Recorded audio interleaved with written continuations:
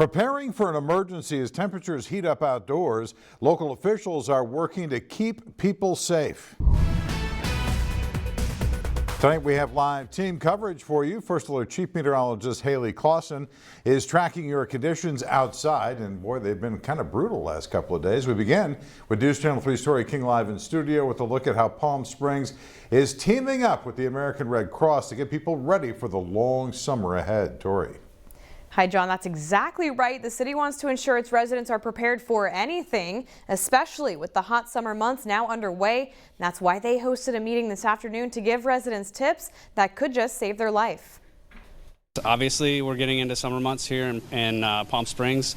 We know triple digits aren't going to go away probably until October. So we really wanted to talk to people about how they can be better prepared for the heat, how to be safe at home, safe in the car. The City of Palm Springs Emergency Management Team, as well as the American Red Cross, want to make sure that residents are prepared for disaster. On Tuesday, they worked with 1PS and the Racquet Club West neighborhood to host an informational training session that shows people how to be ready for emergencies. Extreme heat particularly hits a lot of seniors who are very vulnerable, anyone with a health condition.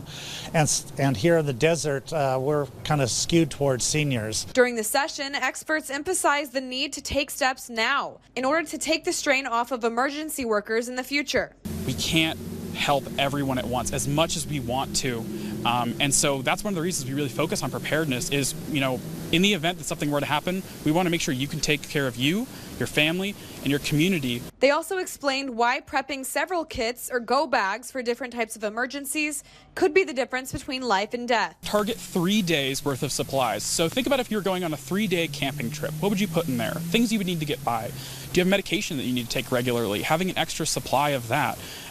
If you, food, water, the really basic stuff, communications, what would you need not just to survive, but to feel comfortable? And of course, having a plan when you might need one most. Whether that means I'm going to hunker down unless I have to leave my house, that's your plan. And then the next step is communicating that plan with family, friends, and your neighbors. Residents who attended the meeting say it was well worth the time.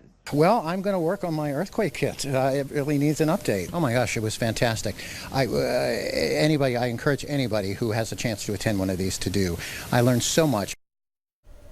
So the city does hope to host more of these emergency preparation meetings over the next few months, and you can also ask American Red Cross to do these types of demonstrations in your own neighborhood or city. We have those links as well as to safety tips, go bags, and other emergency preparedness plans on our website. Just head to KESQ.com.